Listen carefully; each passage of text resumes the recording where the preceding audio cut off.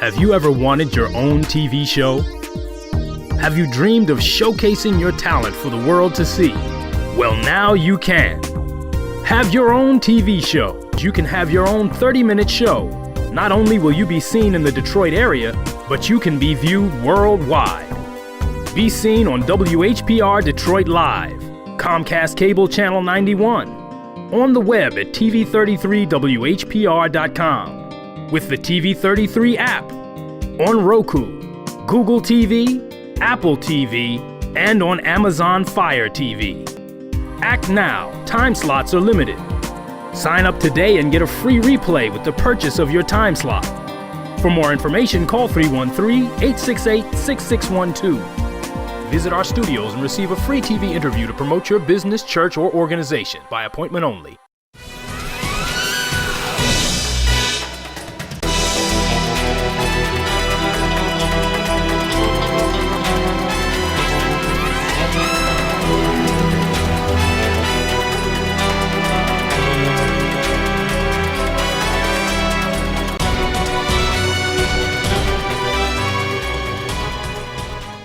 Hello, my name is Debbie Williams. Today is March the 25th, 2021, y'all. I'm so sorry about that.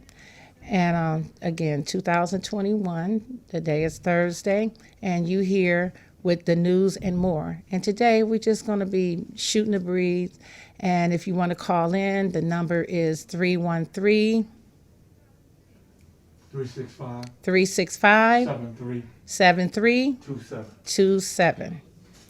So today we're going to shoot right in and talking about what I've been talking about for the past couple of years, and that is probate court, family court, and juvenile court. And that is, you can't trust them totally at all.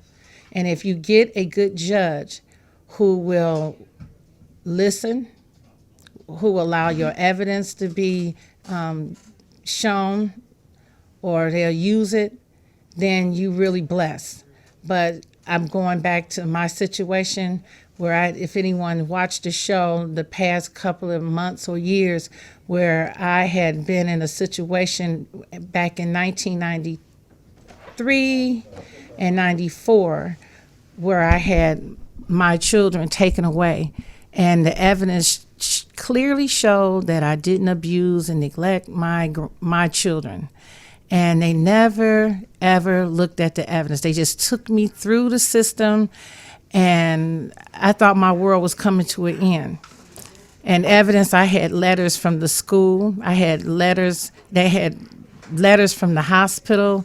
I had letters from when I was going to college. I had letters from my professors. And again, I said the school when I'm talking about the children's school and everything. Everything got ignored. So I wasn't reported by any type of neighbor.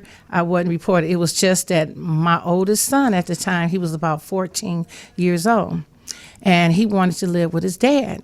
And his dad owed child support. So his dad told him, well, if you want to live with me, you're going to have to say that your mom your mom beat you or going to beat you or something like that. So that's what happened, where my oldest son, he told a gentleman from the church that my mother is going to beat me because you bought a sandwich. That was the word, going to. Not that she beat me or anything like that. The kids never had any marks on them, nothing like that.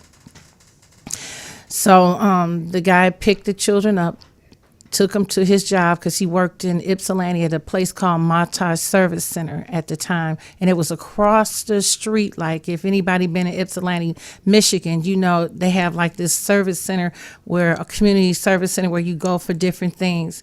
And it was right across the grass from Department of Human Services. And he had took the kids over there, and a worker talked to the children, well, at least tried to talk to them. They said they didn't even talk to him. They only talked to the guy from the church. He was he was my children's mentor. And all the time, for years, I always thought they picked all my children up from elementary school, but it wasn't. They picked up my daughter, and she was 8 at the time, from elementary school. So I'm waiting for the kids to come home. Nobody came to the door. Here you go. I knock at the door, I'm opening, and here's 2 white men. One was a sheriff, his last name was Armstrong. I can remember that. And he put his foot in the door, and I wasn't going to shut it anyway. And then the protective service worker, Joe Solansky is the guy's name at the time. And I may be pronouncing his last name wrong. Never thought that I would never get my kids back into the home. Them people never brought my kids back. I went to court. Then I understood what I needed to bring. I brought, like I said, I brought all kind of evidence. It wasn't used, and it was that my oldest son, his dad owed child support, and that was his way of getting him, but didn't know that it would affect the whole family, which I had altogether 3 children, and one of my children was just, the oldest son was just his, and the other 2 was from a marriage. So it was awful. So what he did was he wrote a false report and gave it to the referee or some kind of judge, and he asked for emergency removal. And what was the emergency removal? When they walked in, they seen furniture. There was beds in the house. The kids didn't have any bruises on them. There was no report from any agency, like I said before, not from no hospital or anything like that, not from the school, not from my neighbors, but my oldest son. And they can if he would have listened to me and looked at the evidence, that there was nothing happening, even if they didn't want to listen to me at the beginning, they should at least not had my kids they kept them for a year and 6 months. And then later on, I had to get an outside attorney because the attorney that I had from the court, she wasn't never doing nothing for me. I had all kind of evidence showing to this lady, and she didn't look at it. She didn't care. So, so I had to pay for an outside attorney. And then that's when things started turning around for me, where I was able to get my kids back and my rights wasn't terminated.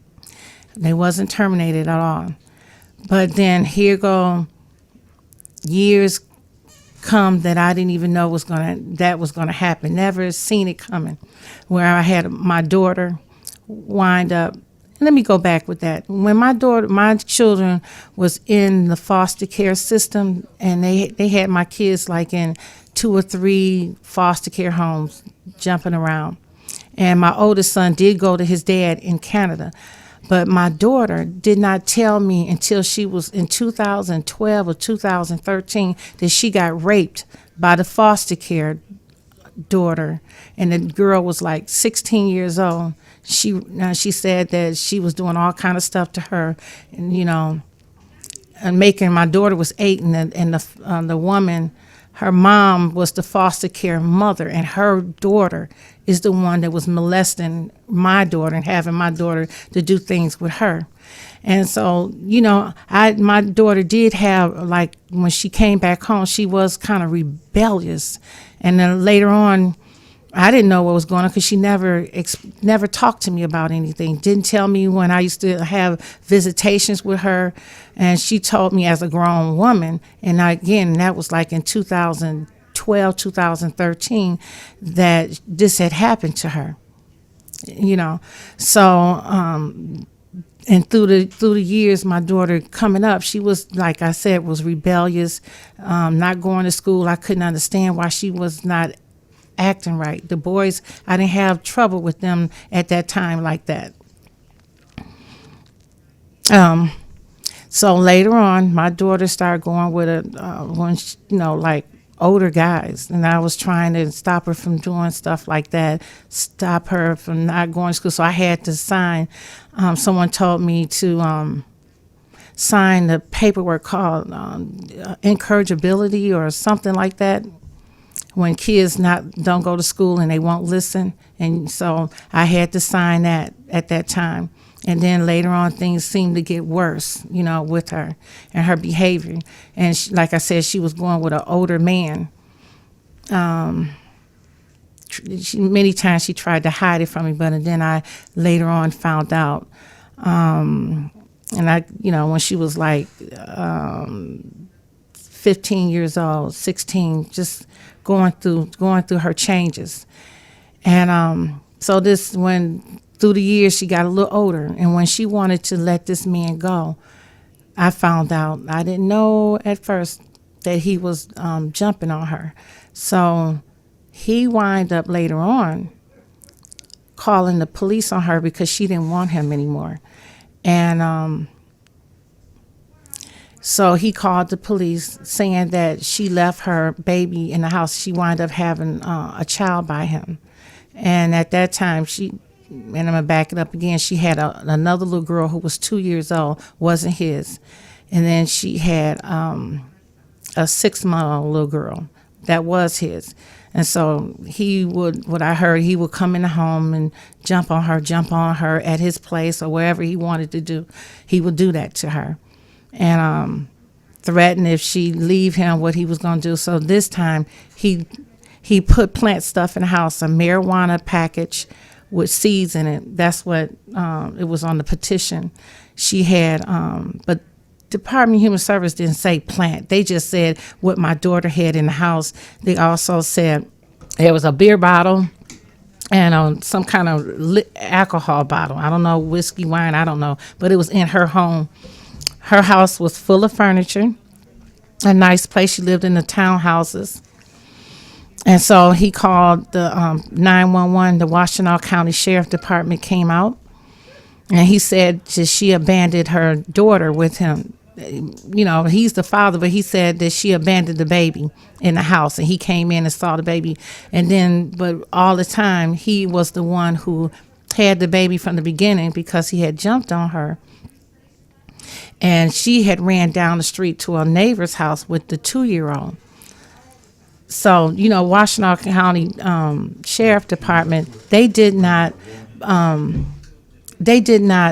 arrest my daughter later on for having any drug paraphernalia in the home or any type of illegal substance that didn't supposed to be in that pipe. But still, Washtenaw County Department of Human Service in Ypsilanti, they still took the kids. They took the one little girl, and my daughter had the other child. So she just went through the system, and they never looked back at how or did any type of counseling with her to see how she was affected when she was taken from me a long time ago. And I come to find out what they call it now, because I was in the system, they call it target management. I was like target. So I hear that a lot of people, when they've been in the system, a lot of times their children wind up getting in, something never happened, then their grandchildren wind up being in the system. I never imagined that I would foresee my grandchildren in the system or anything like that. So, excuse me.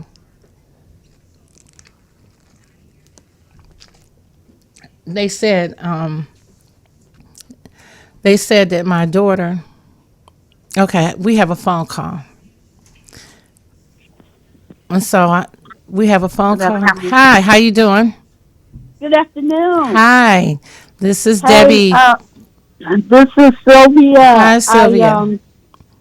As I listen to your stories, it appears each time there wasn't a full, fair investigation going on to help you keep the children or get the children back.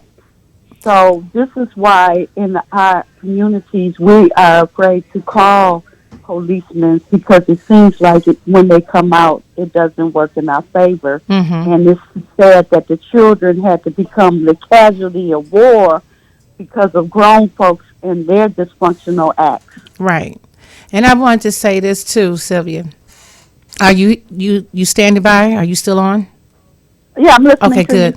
So what I was trying to say, as my daughter was in the system and everything with her own situation, they tried to say that all her kids was, had drugs in the system, or she had drugs or using drugs with the kids. And she told me the drugs didn't come about until after all, like afterwards, like way afterwards, not with her oldest daughter, her 2-year-old daughter. When she delivered that child, she didn't have any drugs in her system, nothing in the meconium, nothing in her toxicology with her oldest daughter named Oriana. Her daughter Asha did not have any drugs in her system, her meconium or the mother's toxicology. Then she had a son in 2009. That meconium was negative for drugs, and the mother toxicology, like when she delivered, before she delivered the baby, all through the time she carried her children, they didn't have, she didn't have drugs in her system with that. She said all that didn't come about till later on. And then dealing with the system itself, and then dealing with this this older man that's much older than her. And she claimed that he the one got her hooked on it because he was already on drugs. But they never did check him. Matter of fact, they was going to give the children to him, his daughter, because he only had one.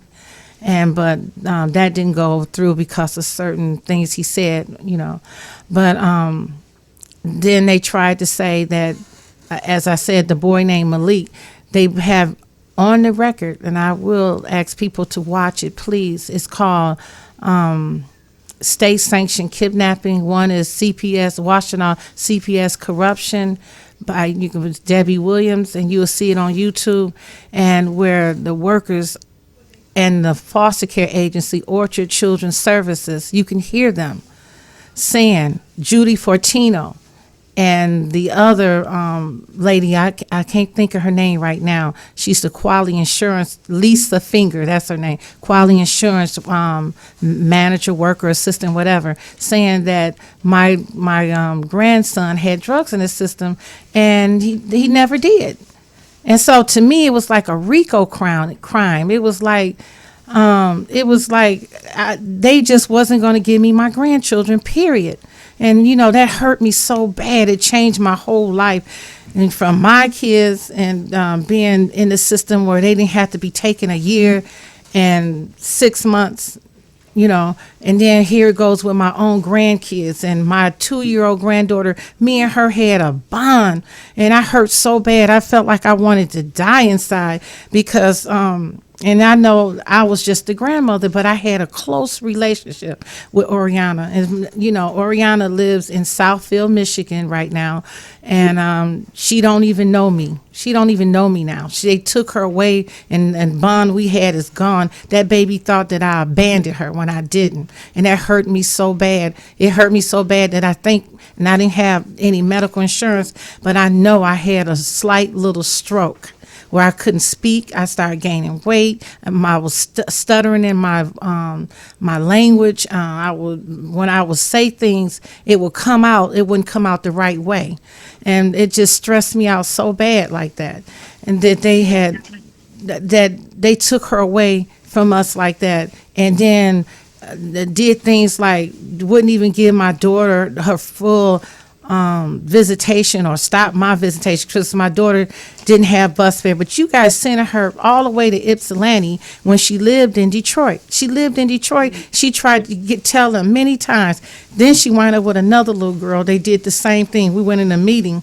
They tried to say this little girl, Shania Michaela Jones, was born with drugs in her system, but the mother was using drugs this time. But she said during the pregnancy, Mom, she said I relapsed only one time, and my daughter tested positive for Shania, and this was in 2012, but Shania tested negative because my daughter said, Mom, I only relapsed one time. So when she went into labor, that's when they checked her, and she was positive for a drug in her system, and then the doctors told her to stay because my daughter, not that any drugs had any of her children, which she didn't use drugs and with none of the other kids, right?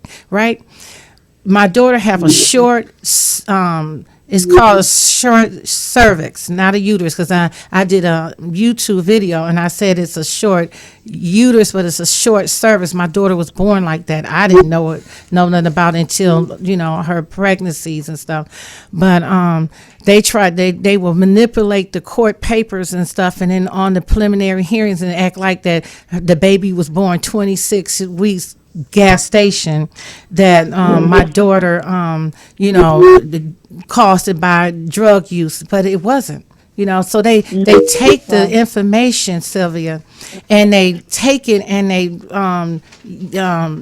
distort it. Yeah, they distort the information, just like with me. How you gonna say that I beat my kids with 2x4s and ironing cords, and and I didn't buy any food for my kids, or I didn't have any furniture. Then come to find out, I find paperwork and I got pictures and stuff like that showing that all the stuff they said was wrong. And then my kids' medical assessment from the doctor said that the kids didn't have any abuse or neglect on them. Did you think Washtenaw County even used any of that? And let's say this, with Malik, and even with myself, with going back to me, if you said that I beat my kids with 2x4s, ironing cords, and they didn't have any food, then you take them to Department of Human Services, have to take children to their doctors to get assessment. They can't like take a child and not get them assessed by a medical team on through Department of Human Service. They have to do that. So if the allegations that I did that, where is the broken bones? Where is the webs on my kids? Where are my kids being what you call misnourished? What is that word? Undernourished. Big old, I got pictures where professors and stuff show that my kids is happy, big old boys, bigger than me. My daughter, 8 years old, not undernourished. No school reported that the kids come to school hungry. You're not gonna get a 14-year-old and a 12-year-old come to school and not act like they hungry and eating up other people's lunches and stuff like that. You know? Right. I mean, well, girl, what they do, they just destroy people's lives. I done heard so much stuff on YouTube through people you wouldn't even believe that said that they went through the system and how in different states and how they didn't even use their evidence and drag them through. Before we run out of time. Go ahead. Before we run out of time, let me just say this. Mm-hmm. You have done many forums to inform the public on the draconian demonic system that is still in our children. They are taking away parental rights. And basically, they probably taking it because it's all profit driven. First of all, they put these children on drugs. So it's more money to take them away from their parents, give them to a stranger who's going to make more money. It's going to be more money circulating, and then they're going to put these kids on drugs and do whatever they want to do with them, because they don't even investigate the families that they go to. They go to a child molester. Nobody's investigating the child molester, the stranger danger that the children are being placed into. This is how demonic the system is that we're dealing with. The tapes that you shared with me that talked about parental rights, they showed how there were even white families where they would snatch those kids because they would not let them put those drugs in their system. So once you go against anything this system wants you to do, then that's exactly what they're doing. They're kidnapping the children. We don't even know if some of these children are being in trafficking for their sex and slaves and their organ trades. We don't know. We just know that this is how demonic this system is, and there has been plenty of forums to try to alert the families and the public on how demonic this system is. And so yours is many. Mm-hmm. Your testimony is one of many millions of families that has been going through this system, and it's the flawed and the demonic reaction that came out of it. Well, I just want to say there's two more things I want to say. You know, like back with my my grandchildren, I gave them evidence of how I had volunteered at the Red Cross and different places like that. They will call these places up and tell them that I abuse my kids, and people will believe it. That's what they do. And see how the people going to believe me? Here go you. They'll pick up the phone. They'll destroy your job. If people don't know you personally, and they'll pick up the phone if they find out that you in doing anything, doing anything, they will destroy your life. So that's character assassination. Yeah. To build their case and to defame you. And I want to say this to my little grandson, Malik, who I have not seen since he was a little boy at the hospital. They took my grandchildren straight from the hospital. My daughter never brought any of them babies home that they took. I'm talking about Malik, Tyler Tucker. They took him as a newborn baby, saying that he was born with drugs in his system, and the mother, and the doctors now clearly said that's not true. And I want to say, Malik, your head is smashed. I saw some pictures, saw you when you was younger. Your head is smashed. It happened doing in foster care, not when we saw you as a newborn baby. It was not like that.